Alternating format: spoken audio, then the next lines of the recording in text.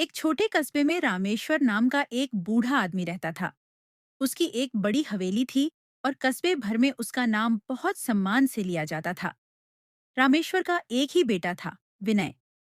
लेकिन विनय अपने पिता की इज्जत की कद्र नहीं करता था। वह अक्सर जुए और शराब में डूबा रहता था। रामेश्वर का एक पुराना नौकर था, गणेश। गणेश बचपन से ही उस हवेली में काम कर रहा था और रामेश्वर उसे बेटे की तरह मानते थे। गणेश बहुत ईमानदार और मेहनती था। एक दिन रामेश्वर ने गणेश को बुलाया और कहा, गणेश बेटा, अब मैं बूढ़ा हो गया हूं। मेरी आंखें भी कमजोर हो गई हैं। मुझे लगता है कि मेरा आखिरी समय पास आ गया है।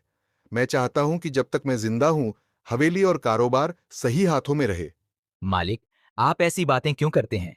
आप बिल्कुल ठीक हो जाएंगे। मैं हर काम वैसे ही करूंगा जैसे अब तक करता आया। नहीं बेटा, मुझे अपने बेटे की चिंता है।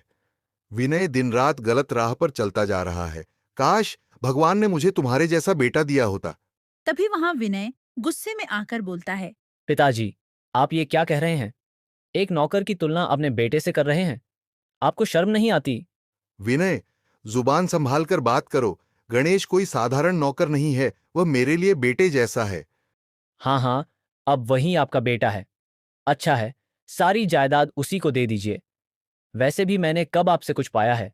रामेश्वर आह भरते हैं और चुप हो जाते हैं। अगले दिन कस्बे में यह खबर फैलती है कि रामेश्वर अपनी संपत्ति का बड़ा हिस्सा गणेश के नाम करने वाले हैं। यह सुनकर विनय के अंदर आग लग जाती है। वह सोचता है, अगर पिताजी ने सब कुछ गणेश को दे दिया तो मैं कहीं का नहीं रहूंगा। मुझे कुछ करना ही पड़ेगा। कुछ दिनों बाद हवेली की तिजोरी से सोने के गहने और नकद गायब हो जाते हैं। विनय चिल्लाता हुआ आता है। पिताजी, बड़ी मुसीबत हो गई। तिजोरी से सब गहने गायब हो गए हैं और मुझे पूरा यकीन है कि यह चोरी गणेश ने की है। मालिक, मैं ऐसा सोच भी नहीं सकता। आपने ही तो मुझे तिजोरी की चाबी कई बार सौंपी है। क्या मैंने कभी एक पैसे का भी हिसाब गलत किया? यही तो गलती थी पिताजी की। एक नौकर पर इतना भरोसा करना ही गलत था। देखिए, उसका चेहरा कितना मासूम बन रहा है। चुप रहो विनय। मुझे गणेश पर पूरा भरोसा है, लेकिन चोरी का सच सामने आना चाहिए। पूरे घर की तलाशी ली जाती है और गहने गणेश के कमरे में मिल जाते हैं। सब दंग रह जाते हैं। मालिक, ये झूठ है। किसी ने मुझे फंसाया है। मैं कसम खाता हूं, मैंने चोरी नहीं की। देखा पिताजी, मैंने कहा था ना, आपका दूसरा बेटा निकला चोर। रामेश्वर को बहुत गहरा सदमा पहुंचता है। वे चुप हो जाते हैं और कमरे में चले जाते हैं। गणेश पूरी रात रोता है और सोचता है, हे भगवान, मैंने तो सिर्फ सच्चाई और ईमानदारी निभाई, फिर क्यों मुझे बदनाम होना पड़ा? अगले दिन कस्बे के लोग भी गणेश को ताने मारने लगते हैं। कोई उसे काम देने को तैयार नहीं होता। तभी एक दिन रामेश्वर को अचानक विनय की योजना का पता चल जाता है। दरअसल विनय अपने दोस्तों से कह रहा था, मैंने ही गहने चुराकर गणेश के कमरे में रखे थे। अब पिताजी उसे घर से निकाल देंगे और सब कुछ मेरा हो जाएगा। यह सुनकर रामेश्वर के पैरों तले जमीन खिसक जाती है। वे तुरंत पंचायत बुलाते हैं। पंचायत में सबके सामने रामेश्वर बोलते हैं, आज मुझे शर्म आ रही है कि मेरा बेटा इतना गिर सकता है। चोरी गणेश ने नहीं बल्कि विनय ने की है।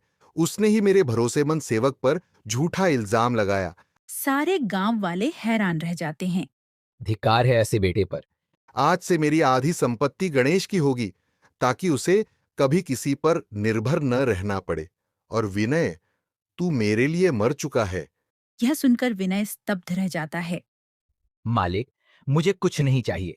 बस आप मुझ पर भरोसा वापस कर लें। यही मेरे लिए सबसे बड़ी दौलत है। बेटा, तूने मुझे आज गर्व महसूस करवाया है। सच में तू मेरे लिए बेटे से बढ़कर है। और पूरा गांव तालियां बजाकर गणेश की ईमानदारी की सराहना करता है। तो दोस्तों, ये कहानी कैसी लगी कमेंट में जरूर बताएं।